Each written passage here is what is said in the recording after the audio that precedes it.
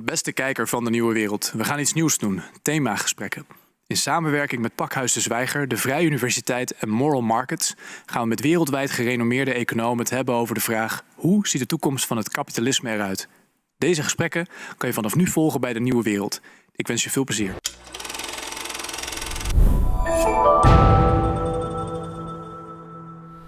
Thank you, Professor Steinberger, for being here with us tonight. Tonight we're discussing how we can reconcile markets with ecology.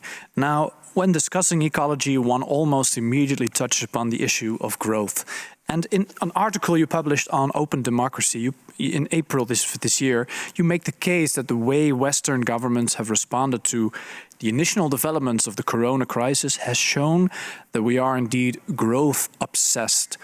Now, the first question I'd like to ask you is, what do you mean by that? What does it amount to that governments or our economies are growth obsessed? Thanks for that question. Hi, everybody. It's really nice to be here. So the way that our governments are growth obsessed, the way I described it in the article is that there are three different ways. One is that governments see their role and their usefulness as contributing to economic growth. And I think that there is a big rejoinder to the question that we were asked at the beginning about this role of materialism and consumption and this philosophy of unbridled materialism and short-termism. This is not necessarily, I would say, something that's caused by consumers. I would say that the consumer society is actually the result of a growth-oriented economy. A growth-oriented economy has to create consumers because it's constantly overproducing. So our governments tend to view their success as related to how much they can enable the economy to grow, and everything else becomes secondary. So even the health of the planet, even the health of their own citizens, they don't see those goals as primordial anymore. So they have a wrong focus on what could and should be done for correct governance. I think that that's one way. The other way is that we have the structural imperative to growth through the way that capitalism operates, which is the increasing pursuit of profits. And because of that, there's no choice within a capitalist economy. In order to survive, firms have to compete with each other and have to pursue growth. And so that's sort of baked into the way our markets operate. Mm-hmm. And so these things are quite structurally foundational of our current economies. So do you think that it's possible? Can the conditions for a new economy, for example, based on the principles of ecology, exist under capitalism or under a for-profit logic? I think that if capitalism is to be maintained, it has to be, so I'm quite critical of capitalism, not just fossil capitalism, not just unequal capitalism, the whole thing. I don't think capitalism has a lot of options, actually. I think it has to be extractive and it has to be unequal. It drives inequality. Thomas Piketty has shown this very clearly. One of the great economists of our time, who happens to look at real numbers. So I think that we can try to do something quite different. And the way that we do something quite different has to be through social movements. So it has to come back to democracy. It has to come back to people power. Mm-hmm. And I think that movements like the climate strikes, like the Sunrise Movement in the US, and like the Just Transition, as it was mentioned in its original bottom-up formulation, that has to do with working people who want their work and their active potential to really contribute to something positive in society. I think that that's a very different direction. Yeah. So how has the corona crisis currently shown us that we are indeed in this predicament, that we are too growth dependent? The coronavirus is accelerated. It's sort of been an accelerated crash test of what a lot of us have already been seeing happening with the climate crisis, which is that our governments are just not first of all, don't take it seriously enough, don't act fast enough faced with an exponential problem. They're not acting in terms of preventative measures. They're not taking the precautionary principle of protecting people. And what we see is that they take decisions that are expedient to their friends, to their economic priorities, in the UK, we have all kinds of scandals about who received contracts for medical equipment even, so that they're really behaving in a way that's very detrimental to the long-term health of most of the population. And for climate, it's been exactly the same, but on a longer time scale. And so I would say that the two situations are very similar. That the kinds of dysfunction we're seeing with Corona are the same kinds that we have been seeing play out for decades with climate. Yeah. Now, we're discussing economics tonight, of course, but we also necessarily have to touch upon the topic of politics. And in your article, you describe a kind of political style which we've seen over the last couple of decades here in the West, politicians and politics on the basis of absence instead of presence, right? Focusing on markets. Have politicians over time perhaps transferred some accountability to the market? Have they used it to that extent? Yes. So one of the ways that that our current economic system works is it's sort of eating itself. It's like the snake eating its own tail, and it works on debt.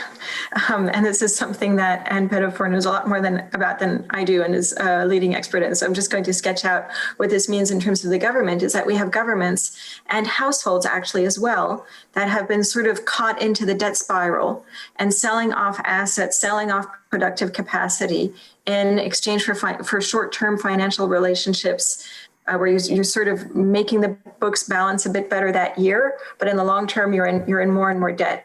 So one of the problems with our governments is that they've actually turned over to the private sector in very financialized ways the very assets that would allow us to protect ourselves from the perspective of public investment, public reorientation.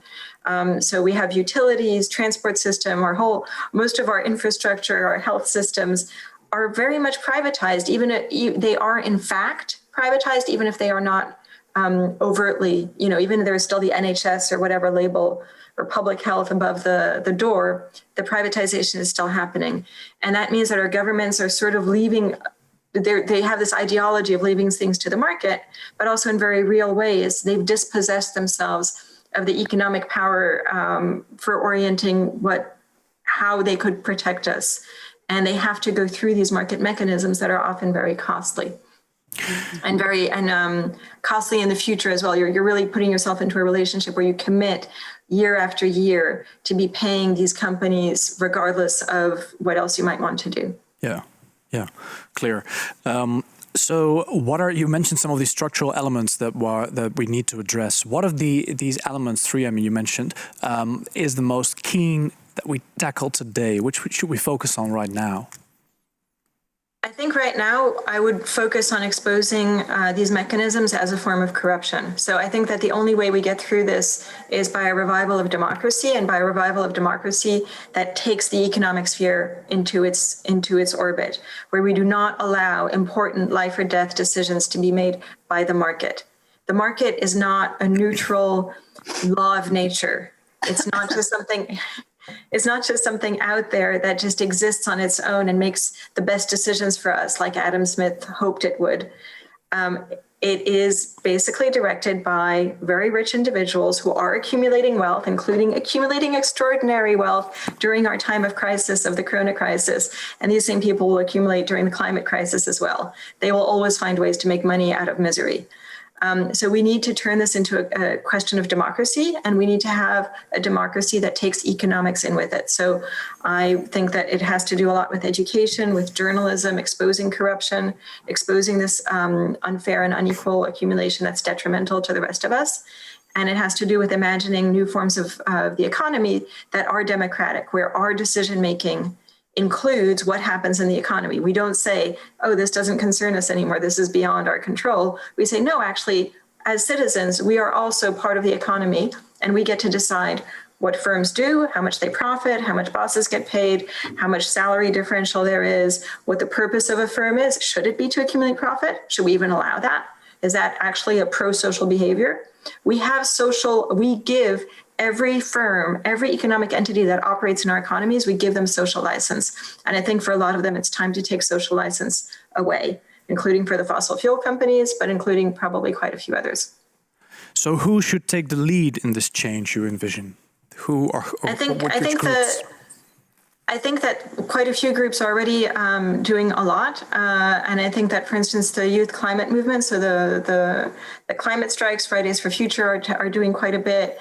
I think that certain alliances around the European Green New Deal have been trying to do quite a bit. So I know that the Zoe Institute and economic think tanks like the New Economics Foundation or the Next System Foundation, I think they're called in the US. So there are a lot of groups that are thinking about alternative economics in really creative ways, and they're allied with popular movements that are basically youth movements that really are challenging the status quo very, very openly in a way that previous environmental movements did not allow themselves to do. They sort of really positioned themselves more as a fringe topic. Now these groups are bringing the environment and social justice together in the center of a core challenge to our current economic systems. And so I think that that's the kind of the work we need to be joining in with. Yeah. So in this series, we have often seen that where difficulty comes in is that although we have good policies that maybe a majority of the people agrees on, or that we know that we need to take action on right now, what is actually required is also a political climate in which these ideas can come to fruition. Do you have any thoughts on how we can work to create such an environment? I think that again, one of the most important things from my perspective is really to expose corruption and to expose the work of, for instance, deliberate disinformation that's been happening on the climate side. We know for decades that these companies have been doing this kind of disinformation. The automotive industry is not far behind. The automotive industry is right up there with the great disinformers. So I think we need to make a transparent case for why these industries don't have the right to operate and don't have the right to dictate policies, certainly in the way that they used to. And the only way to do that, to create the political climate that allows us to do that, is to create the awareness of how angry we should be by the ways that our economies have been manipulated and our politicians and leaders have been lied to and been complicit in this kind of grand corruption where we're now facing these multiple crises. These crises were avoidable. Both the coronavirus and the climate crisis are avoidable crises because we've known about at least their potential for a very long time. And so I think we have every right to be angry, and we have every right through that anger and through that awareness that we really need to change quite a bit to create the political climate we need. All right. Thank you very much, Professor Steinberger. Looking forward to discussing this with you at length during our discussion session. Let's move on for now.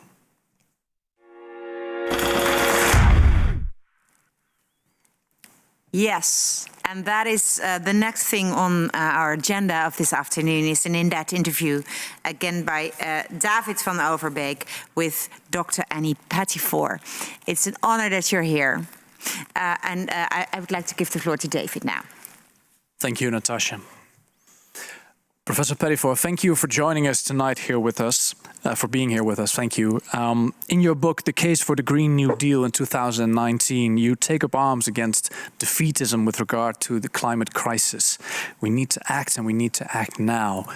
I know this may be a difficult question, but what is your case for the Green New Deal in short? The case for the Green New Deal is simply this, that it's imperative for the environmental movement to understand that in order for us to save the planet, we have to transform the economic system. And what happened in the past, my experience, is environmentalists worried enormously about the environment, about nature, about water, about trees, and about biodiversity, and sort of believed that the economy belonged in another box and someone else was responsible for it. And so the case for the New Deal, the Green New Deal, is that we should do what Roosevelt did in 1933. He actually brought together the issues of the economy and of the environment. You must remember he was dealing with desertification in the United States, the desertification of the Great Plains, which they called the Dust Bowl, right? So he had an enormous environmental challenge, plus he had an enormous unemployment challenge. And what he did was he understood you had to change the economic system in order to deal with the ecosystem. And that is the case for the Green New Deal. Yes. So just as with Professor Steinberger, I'd like to start with the corona crisis, just take that as a leeway point into further discussion. Actually, a reappreciation of government interaction in the market and taking back some control that we've granted to the market that we left over there. Now, during the corona crisis, we've seen some financial stimulus programs of central banks, governments, etc. Have these been good for the ecological agenda in general or not? No, they haven't. They've been designed to bail out the private finance sector and the private markets. You know, they've helped companies like Apple, which really didn't need help at all. And to an extent, they have helped governments to spend, and that has happened here in Britain, and it's happening in the United States. But the fact of the matter is that the real intention of the central banks was to protect the finance, in particular the private Wall Street and the City of London and Frankfurt. Those were the targets for protection, not the people of Britain, Europe, and the United States, or China. China and Vietnam are very different here, but of other countries. So the aim is not to protect the people. The aim is to protect, in particular, financial markets, but also commercial markets. That's what it's been about. And we've seen it happen. So, for example, as Julia rightly said, here in Britain, we've watched as the government has protected markets in pharmaceuticals, right? Has allowed them to take control of the administration of the test and trace and isolation system. We have a public health sector that could do this very efficiently. And we know that the only way to tackle a plague, a pandemic, is by putting boots on the ground and knocking on doors in order to check whether or not people had been tested and were isolating. But that has no longer taken place here. Instead, the invisible hands of the market have been put in charge of testing and tracing, and it has failed catastrophically. So we've seen governments, and our governments are neoliberal governments, they are governments in hock to these markets. We've seen them target their support to those markets and not to the people. And that's what's causing a major political eruption, both here in Britain, but I'm afraid around the world. I really do. I think it explains in part the kind of support that Donald Trump gets. You know, it's extraordinary to me on the eve of the United States election that 45% of Americans still support Donald Trump. And they do that because they believe that somehow he's challenging the economic system. You know, they're wrong, of course, but that's what they believe. They believe that the rest are all in cahoots with the system. And I have to say, there is some truth in that. Yeah, so it has been in favor of markets and not especially... I'm sorry, but it's quite hard to hear you. When you introduced it, it goes very quiet. So could you start again, please? Is it audible right now? Yeah, it's audible now. Thank you. So it's been beneficiary to markets, but not necessarily to the people. But then the argument will also go, people would say, well, in the end, markets also benefit people. So what would you say to those individuals who say that? I would say that we've had markets for 5,000 years or more. You know, societies invented markets way even before, in prehistory, really. We had systems where we exchanged and undertook transactions. It's perfectly natural. But we managed those markets. The heads of our community, our unions, our collective bodies, our society managed the market. Is the market open every day? No, we only open on Wednesdays or Fridays. Who is allowed to sell at the market? We decided. What are they allowed to sell? Are they allowed to sell a pint of beer when actually they're only selling a half a pint of beer in there? Who is measuring the pint of beer? Who is measuring the yard of cloth, right? We, for all time, have managed that process of markets, right? So we've welcomed markets into our communities, but on conditions and terms. We have a small market in my town. We decide when it is they can operate, when they can open up their stores. We decide who can do that. We decide what they can sell. We don't allow them to sell drugs, for example. So our problem has been that we've allowed markets to, in fact, govern us, while we've given up the government of markets. And that's what's delusional. It's crazy. You know, markets can't do that. They are a kind of abstract place where we undertake transactions. Yeah. They are not a form of government. And yet we are governed by, for example, Wall Street. Wall Street is a market in finance. They effectively govern the global economy. And they did that before the 1930s as well, and caused the 1929 crash and a devastating depression, and then ultimately a world war. So, you know, we are very familiar with how markets can destroy our economies and can lead to war. And yet we still allow politicians to give markets or people who run work in markets, enormous powers. Yeah. Yeah. So we're going to discuss this at further length during the discussion part. Before we move on to the ecology, Professor Pettifor, I'd like to ask you about another topic, which is very prevalent within your work in the production of money in 2015, but also in the case for the New Green Deal. You put a lot of emphasis on monetary issues. It's kind of being kind of the ground on which we build our economic system and society, etc. Why is it so crucial to address these monetary issues, to your mind? And what issues do we need to address today rather than tomorrow? So the reason why it's important to address monetary issues is that money is absolutely fundamental to the way our economy operates. We all know that. For all of us, for our daily lives, money is so important. And yet we don't understand what it is. We don't understand where it comes from. We don't know who produces it. And we don't know the terms on which they produce it, really. We're ignorant as a society on the whole. And I have to say, it's not just ordinary people in the street who are ignorant. Economists are ignorant. Until 2014, when the Bank of England stopped the debate by issuing a document in which they explained how credit is created, how money is created, we had a huge argument between old-fashioned orthodox economists and those of us who are monetary theorists, right? And it's shocking to me that after,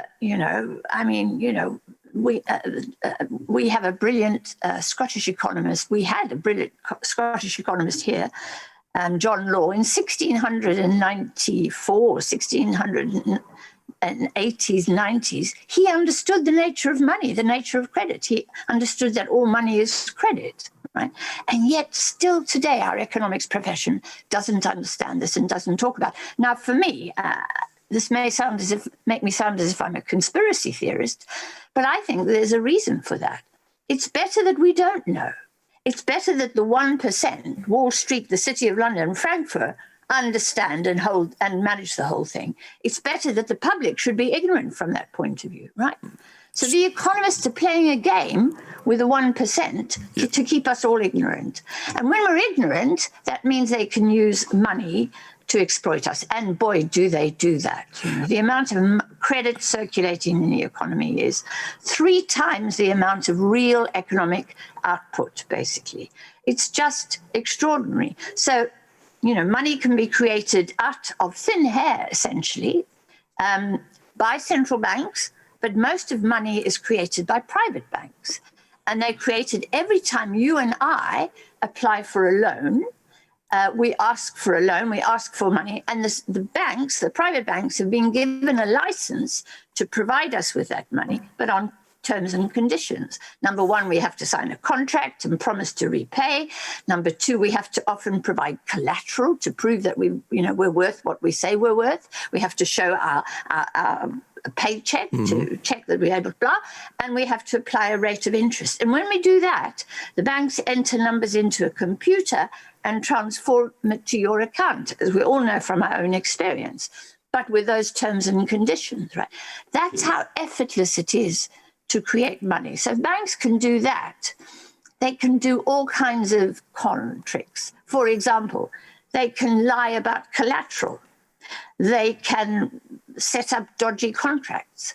They can charge very high rates of interest for nothing, for an activity that's effectively effortless. So because we don't understand how the money is created, they can do all that. They can cheat and lie and make extraordinary sums of money, so historically unprecedented. And that's why I think understanding money is so important. All right. And just one final quick question, Professor Pettifor. Why do we need to understand the way that this money, what we learn when we take note of the so-called conspiracy that you mentioned, or the things that we don't know about money, what we learn with regard to ecology? What can we learn from that? What is the relation there? Well, our relationship is this. It's quite straightforward. That in order to repay interest on debt, which doesn't take any effort to create, you have to extract assets from labor on the one hand, you have to exploit people, and from the earth on the other. You have to chop down trees, you have to fish the seas, you have to exploit the land, you have to till the land until, there is no land left, or to repay these huge sums of money generated by interest. So for us, as ecologists, we have to understand the direct link. When Brazil burns down her forests in order to grow soya beans, that's because forestry doesn't give her enough hard currency to repay her foreign debts. So she has to grow soya beans, which is more profitable for her, right? So we need to understand that actually a lot of the exploitation of the earth and extraction of fossil fuels of the land and of all the earth's assets is to repay the financiers, to repay Wall Street, the City of London and Frankfurt. And when we get that, we'll understand that one of the reasons why we've had this conflict with nature is because we've been stripping forests, we've been mining, we've been building houses, we've been expanding economic activity into those wildlife habitats. Yes. And that's given us a massive, massive climate crisis problem, and now equally an enormous public health problem in the form of pandemics. And by the way, there are meant to be pandemics in the pipeline coming down the road. All right, a very ominous tale. Thank you, Professor Pettifor. And let's move on to the discussion part. Can I just interrupt you for a moment? Julia is a professor. I'm not a professor. So thank you very much for the honor, but I'm not a professor. I'm a doctor, perhaps. Yeah. How would you like us to address you? Dr. Pettifor. Dr. Pettifor. Okay, thank you very much. We'll do so from here on out.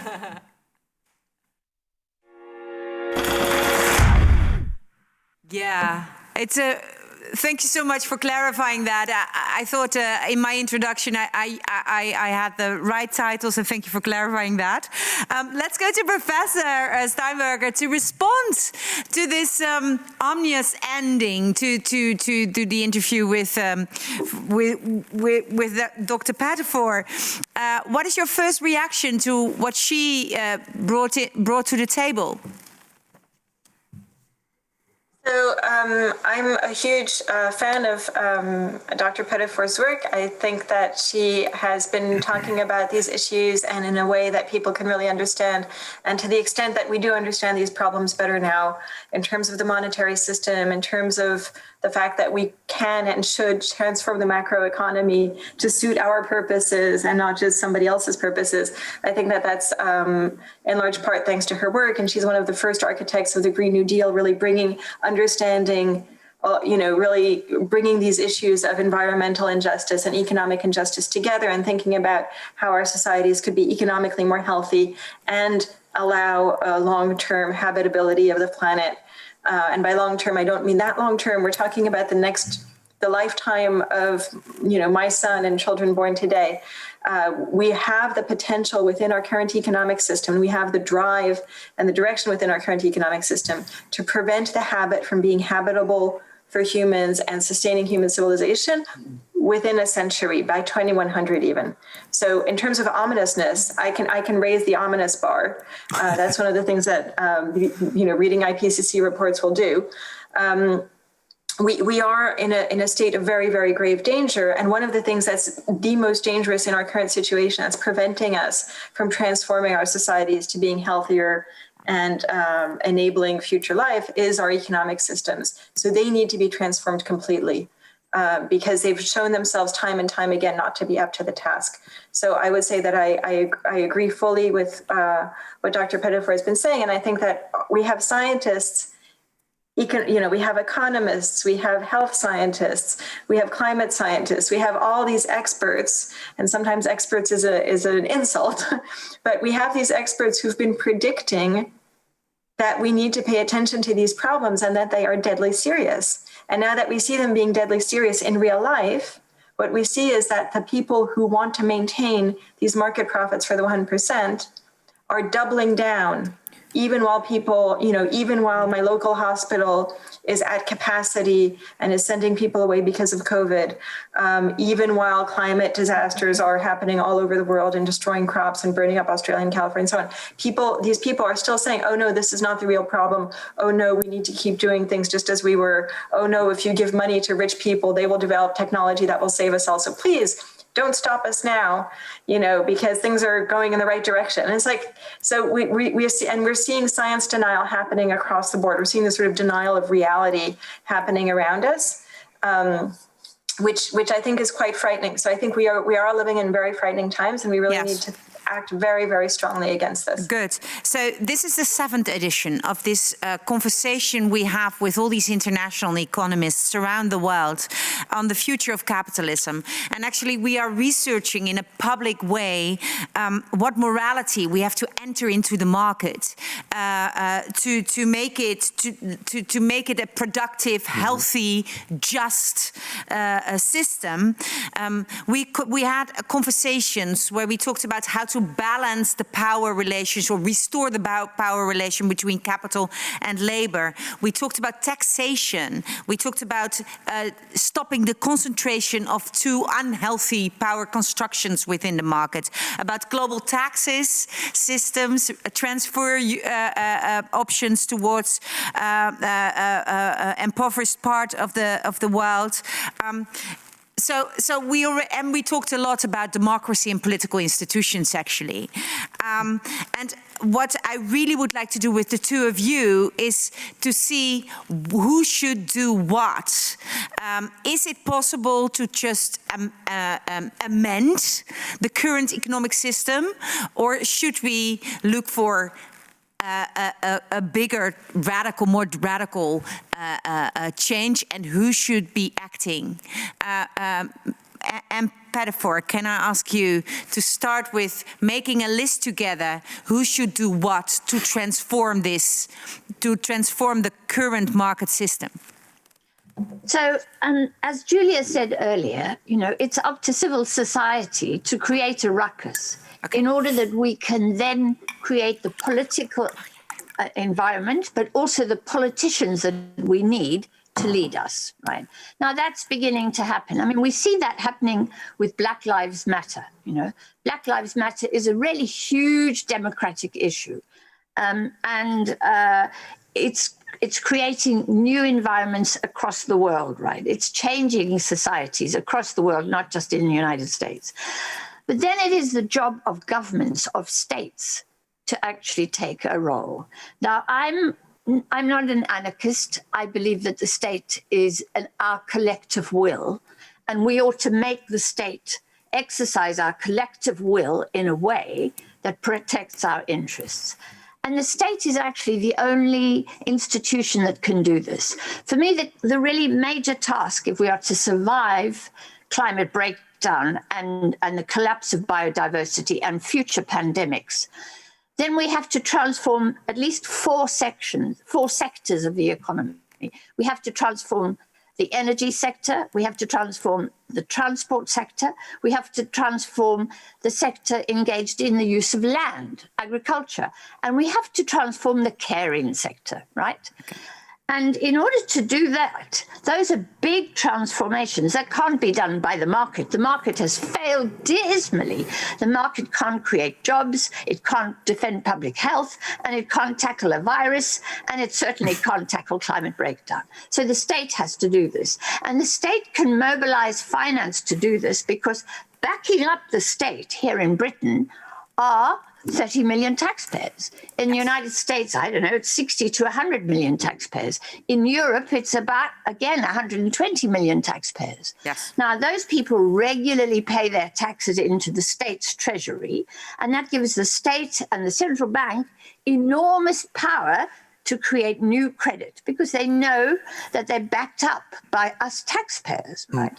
And they can use that new credit, that finance, as has happened actually in the pandemic, to generate the kind of spending that's needed to ensure our survival, right? The private sector can't do that, even though the private sector is awash with capital. It doesn't have the amount of capital needed, and it certainly doesn't have the will to do it. So, the actors have to be civil society and government. And politicians, civil society, politicians, political parties, and governments. We've got to change our political parties. They're way behind where we have to be for transformation. They're living in the 19th century, most of them, basically. I mean, and so we have to transform our political parties, which requires collective will. Yeah. You know, if we wash our hands and say, sorry, I don't like politics, it's ugly, and sure is ugly, let's face it, that means we can't build political parties that represent us. We've got to get in there and dirty our hands by becoming politically active. Yes. So we've got civil society, political parties, elected politicians in a democracy, and then the state. Actually, those are the key actors for transformation. Yeah. Yes, very clear. Thank you. So in your book, Dr. Pettifor, you mentioned a couple of Green Deals that we've seen over the last decade, right? So you have a Green Deal in the UK, a United States Green Deal, and now this year we've seen the European Green New Deal, which you could say is kind of a solution in line with your line of thinking, right? It's the government, but also civil society. It's multiple of these actors, politicians as well. Do you think that, well, first off, what is your opinion on the European new Green Deal? Do you think it's enough? So I'm one of those, and there are not many of us that think this, that is a great supporter of the European Green Deal. You know, in America, it's been dissipated. The Democrats don't want to talk too much about the Green New Deal, and they don't. In Britain, you know, we have a government which they make speeches, but they have done nothing. But in Europe, we see both the institutions of the state, i.e. the European Commission, the Parliament, the democratic expression of European will, and civil society working together to set what is quite a bold target to cut emissions by 60% by, is it 2030? Right. Now, the thing I admire most about the European initiative is that the promise is to put this into law. You know, Mrs. von der Leyen is a German and they believe in the law. And I mean, that's extraordinary. We're nowhere near doing that in Britain and the United States. Now, of course, what we also know is that there are states in Europe that are opposed to this Green Deal. It's, by the way, it's not a new deal. They're not talking about transforming the financial system or the economic system, but they are talking about bold ecological targets, really. And of course, what's happening is that the fossil fuel industries are in Brussels as I speak and throwing money around and lobbying and putting enormous pressure on the institutions and buying politicians, right? And our politicians are so supine or so spineless, they're easily bought, right? So that we have a huge problem. So although it's very exciting, you know, we all know it's now a big, big fight. But in my view, at least there is a fight there that's worth fighting for because there is institutional backing for the fight. Furthermore, what Mrs. von der Leyen has done has to create the political space in which it's possible to discuss that. Now, I have experienced that directly. My book has been translated into German, Italian, and Swedish. And I'm giving interviews in Norway, all over across Europe, because across Europe there is now intense interest in what has to be done to transform the economy and save the planet. We don't have those debates in Britain, and they don't seem to me to be happening at a sufficient level of volume in the United States. So I'm excited by the European Green Deal. Professor Steinberger, can the same be said for you? Are you excited by the European Green Deal as well? I think exactly for the same reasons that that Dr. Pettifor said. I mean, it's of course it's imperfect, but it's happening, and it's happening at a heightened level of ambition because of this combination of huge social movements. I mean, and we have to remember that the Fridays for Future I think they did it on Thursdays in Brussels, but the Brussels presence of that movement of climate striking youth was immense. I mean, we're talking about hundreds of thousands of students in the streets on an almost weekly basis. Really, really astounding. So I think that we're seeing that confluence. I would reiterate the point, just make emphasis on the point. If you're a European, you need to be watching your MEP like a hawk, because your MEP. You can find out who your MEPs are. It's very easy on the web. You need to be watching them like a hawk, because you can guarantee that roughly a third of yours, the ones that respond to you because you're their constituents and you vote for them, are being taken over by the fossil fuel industry and are saying whatever they want them to say. So it is very easy for the fossil fuel industry to get their voice heard in Brussels in a way that our voice is not heard. And I think that we need to become vigilant. I mean, we need to become these fighters who stand for something and who hold our politicians to account. Now, the thing with politicians and the thing with leaders that you have to understand is leaders don't really lead. They kind of follow, and they follow where popular pressure is. They follow where the letters are. They follow where outspoken people on Twitter are. Politicians respond extremely well to bullying, which is good, because we can do that and we can say, how dare you listen to ExxonMobil? How dare you repeat the letters that they put, the talking points that they put in their personal letter to you? We can really name them and shame them and actually change some things, and also make their colleagues very afraid to go there, right? If you make the example of a couple of people. So we have a lot of power in this in terms of strengthening and making the system better, but it requires vigilance. It's not just because you have one or two good politicians that anything will happen. You need to be on everybody's case. Okay, we need to be a lot more muscular in our view of our politicians. Yes, and that's economic pressure too. Good.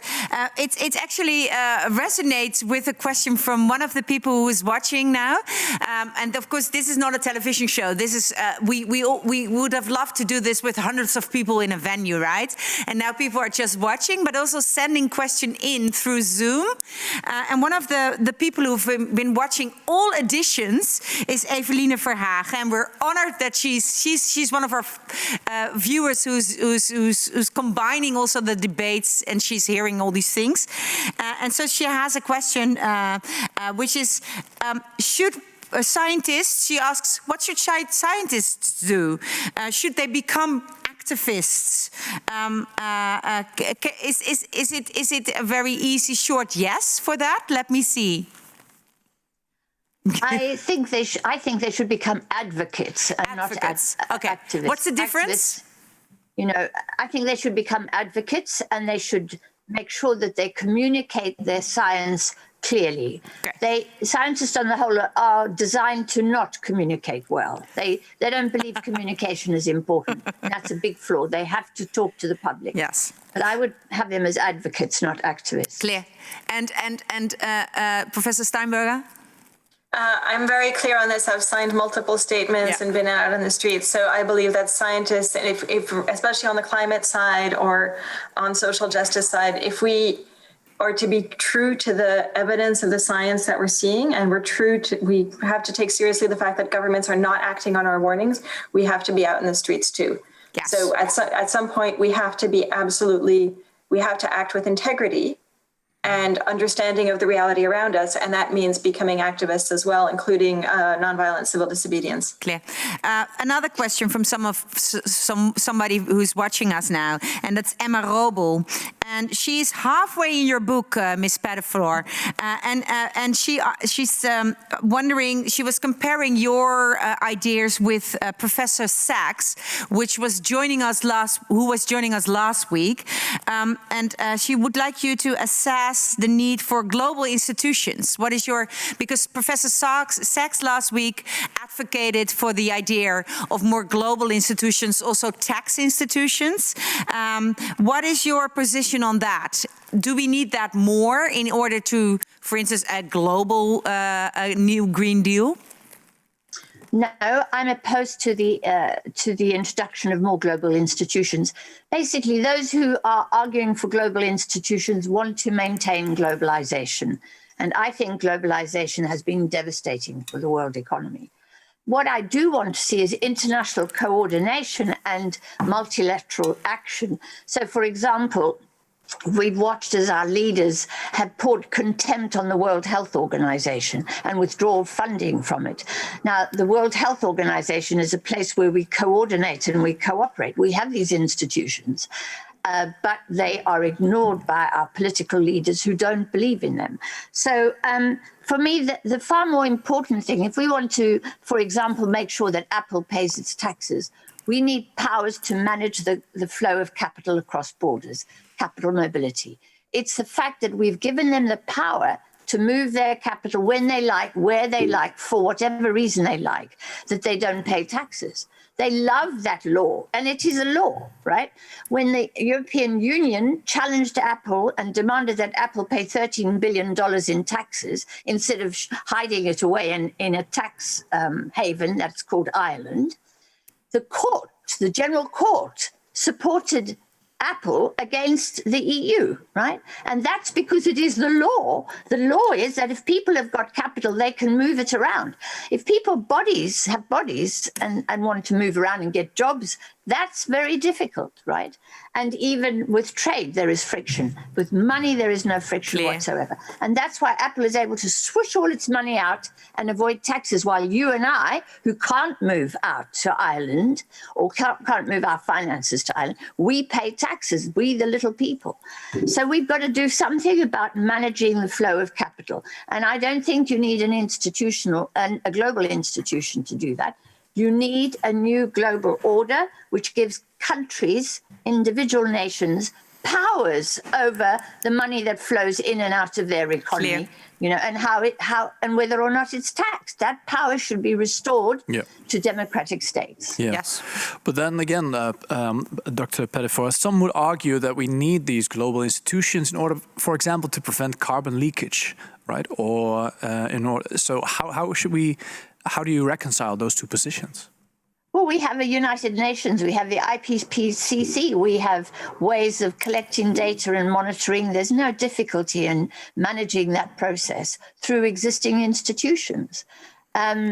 What we need is international cooperation and coordination, and that would require leadership from states. And that's another reason why I think the European Green Deal is so important, because the Europeans can now help lead the world in coordinating, working together, making the transfers that are necessary and the cuts in emissions that are necessary for sustainability. In the past, it was the United States that was supposed to take that role. The United States has given up that role, so we can push them to the sidelines. Europe can now step forward and, on the basis of its values, begin a process of international coordination and multilateral action. And, we have plenty of institutions in which that kind of coordination can take place. Clear. One of the questions from the audience is Joan Gelderblom is asking, okay, so let's go back to your example of the Brazil government, that a dead tree of the rainforest has much more economic value at the moment than a tree which is alive. So the question is, should the rainforest tree be priced and be part of the economy? So what instruments should we reinvent for governments like Brazil to be able to protect the trees in the future? I don't believe in putting a market price on such incredibly invaluable assets, such as the Brazilian rainforest, right? The reason why Brazil does what she does is because of the nature of the global system, which insists that international finance is powerful, that Brazil should borrow from Wall Street. She should not have her own central bank and manage her own finances. She should get money from Wall Street and then should repay Wall Street. To repay Wall Street, she's required to trade internationally. So the emphasis of economic policy is on the international system, and Brazil, therefore, is not looking at her domestic economy and caring about her environment and her people. That's the way the system is designed. It's designed to force governments into trade. It's designed to force governments into extracting their assets to repay finance capital, global capital. And that's the problem. We've got to change that architecture, which makes that happen, not put prices on something as invaluable as a rainforest. Clear. We are almost going back to Eliza, who kickstarted this conversation, and we're going to ask her to give a reflection on what she heard and how this builds on our research on how to reimagine capitalism or add morality to markets. So I just wanted to make sure that Professor Steinberger, this just transition, should we amend, because you said, okay, the Green Deal is not perfect, of course, you can critique it. What should we have on, what should we consider or amend it with to make it a more just instrument or policy? I think that that's something that has to be decided in consultation, for instance, with the unions, who were the people who started the just transition in the first place. Yes. But I agree that it's something that has to follow the line of, in my view, one of the things we have to do is we have to consider the economy from the perspective of sectors we need to grow. Yes. Sectors we need to transform and sectors we need to degrow. And we also have communities that are going to be affected in different ways, including workers, but not only workers, from these transformations. And a lot of the transformations are going to be very positive, for instance, for the people suffering from air pollution or deprivation right now. But a lot of the transformations might be difficult for communities that have relied on certain types of jobs. And we need to come up with agreements from those communities. So it has to be from the bottom up, including consultation with them. And yes, it does include redistribution of finance and changing those parameters. I just wanted to add one thing to what Dr. Pettifor said, which is we need to also think about the international institutions that need to be destroyed, which are the debt-imposing institutions. So we have international institutions that are enacting and perpetuating vast amounts of harm and wealth stratification across the world. We need to think of getting rid of those, maybe before we build anything else. Which ones? Which ones are you thinking about on your destruction list?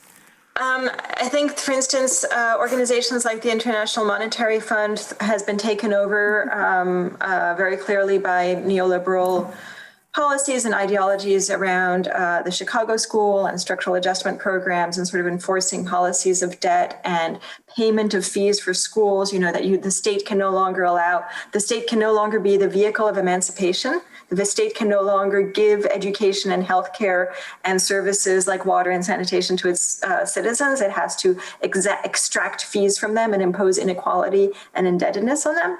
So those kinds of programs clearly have to be destroyed, and the IMF has been a huge vehicle for those and has never truly been called into account for actually overturning development in multiple countries around the world. So that would be one example. The other thing I just wanted to recognize is that right now there is an MEP, and because I'm absolutely rubbish at remembering names, I'm just going to look up his name again. He's called,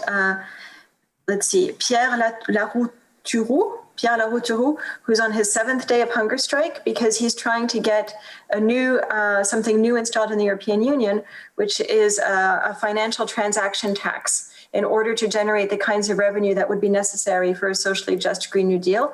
And I just wanted to highlight his work.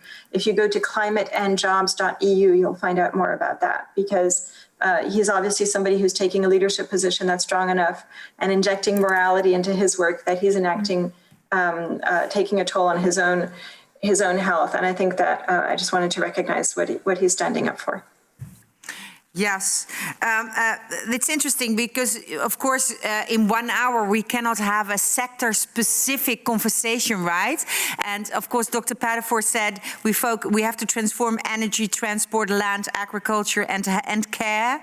And you said we have to really look at per sector growth, transform or degrowth. And in order to have a debate which is nuanced but also honoring the knowledge experts have, we have to focus on that level, right? And to have a fruitful conversation, I can imagine. Thank you for telling us that. Dr. Pettifor, you have somehow, with all your knowledge, you could predict the crisis, which the big financial crisis, and if you look at the coming years, are these social movements, which we both of you say we really need to transform democratic institutions, are they strong enough? Or what should we do as a community of thinkers to make sure that these communities or organizations are strong enough? What can you say about that? I can say this, that there's never been change in the world without societal pressure, basically from below. So, we know that we have women's rights. Women have rights in some places, perhaps not always in Poland, but women have rights because of the fight that we fought back in the day, the demonstrations we went on to give women the vote, for example. We know, for example, that the civil rights movement and the Black Lives Matter movement have led to legal changes, to structural changes to society. I know from my own experience that my activism in the anti-apartheid movement and that of millions of people around the world brought down the apartheid government. So, I have seen great transformations in my lifetime, and they've been brought about by people. So, of course, we're strong enough. We just have to keep going. We just have to, Greta cannot afford to give up. We need her. We need her to keep fighting, and we need her to keep inspiring all the rest of us to keep fighting, because that's the way we're going to get transformation. And for me, it's happening. We mustn't be too pessimistic.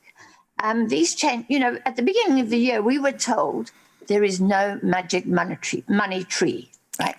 We were told that austerity was the answer to the world's problems. Suddenly there was a magic money tree. Suddenly we found money to bail out everybody. Suddenly austerity is very unfashionable, even on the right. Okay, who would have thought that could happen? But it wouldn't have happened if we hadn't been fighting in the meantime in the background all the time. Clear. So I'm very confident. I'm confident that we can bring about a transformation. I'm not sure that we have enough time, and I think we are being too slow. I worry that we're going to have some cataclysmic shock. I mean, already we're seeing cataclysmic shocks. In the Philippines, as I speak, there's a typhoon which is unheard of in terms of its strength, right? So they already are being devastated by this. But I think, we need, what will happen is, for example, my prediction is that a very big city, say New York or London or Amsterdam, would disappear overnight because of, for example, in the case of New York, the Typhoon Sandy. Do you remember? Yes. That very nearly sank Wall Street, basically. If we have some big catastrophic area at the center of our civilizations, I think we'll find overnight everything will change, but only because we've been building up that pressure. Clear. As we are organizing this on November the 2nd in Amsterdam in 2020, it's the hottest November the 2nd in our lifetime or in our history. Let's go to Eliza. Eliza Terragno Bogliacini, you kickstarted the conversation. Can you reflect upon what you heard with these two economists? Thank you. I firstly wanted to say that as an active member of Rethinking Economics, so we actively try to change economic curricula. It is really great to have scholars such as yourselves explicitly linking money creation and the financial system to climate environmental crisis. It is really, really useful for us to use, so thank you very much. And then I wanted to add that it makes me very hopeful to hear that you place civil society at the core of action. And specifically, I wanted to put this on the table. How would a prosumer energy economy, would that sound to you? Do you think this is feasible in the current political climate? Ooh, Professor Steinberger. So among the papers that I haven't yet written, but I really need to, I think that that one of the idea of the prosumer, which is that people are producing energy, but they're also consuming it, And the idea that we can have, worker consumer cooperatives or community cooperatives sort of nested into a larger national or international network, that we can actually make economic institutions that look democratic and that look like our community life. And if I think of the society of the future that I want to be engaged in, first of all, it is not a consumer society. Consumerism is a devouring. That used to be the analogy. You consume something when you destroy it. So we need to move away from this, right? We're devouring the world. But we need to move. So certainly the idea of being the creators, and I think the exchangers or the participants or giving back as much as we get from our environment and our communities is something that we need to be looking forward to. Yeah. And I think that this is a future of less consumption. So less material consumption, less materialism, frugality, sufficiency, whatever you want to call it, but of a lot of public participation. And when you look at well-being studies, which is one of my areas, you find that people benefit the most from being able to communicate and exchange and work together. And so where you would have a lot of community participation, for instance, in community energy schemes or community agriculture or childcare, because we have this whole idea of the caring economy, and caring jobs are green jobs. Which is one of the reasons that they're one of the core aspects, one of the core sectors of the Green New Deal. We have to be taking care of each other, and that means caring for older people, the most vulnerable, educating children. So all of these things are things that we can participate in and have roles in, where we're not just the beneficiaries or the devourers, but we're also the producers. Yeah. And so in the Netherlands, you would say it's either deliberative democracy, participating in the policy making, but also in the acting of producing public value, where you can have participation or democracy. Liza, this is a risk. If I ask you to reflect on it, and you say, I want to also ask questions, because then your 4 minutes go up to these other speakers. It's not fine. No, it's not your fault. So we only have a minute left. So final thought? Just thank you very much for both of your work. You're very inspiring personally. And I think to my generation, definitely. So. Yeah, well, thank you so much for this women-dominated conversation. Thank you very much. And thank you so much, Professor Steinberger, Dr. Pettifor, for joining us in Amsterdam and through the internet, both of you from your work at home, for this public research we are doing, actually, with people who are watching and here in the studio. Thank you so much. And that gives me time to thank you, the viewers, of course, and the participants to this inquiry, and invite you for next week, where we're going to go talk about corporate power concentrations and how to check and break them. Look for further information on thezwijger.nl or on moralmarkets.org/future markets consultations. Thank you so much for joining us, and I wish you a very good evening. Thank you.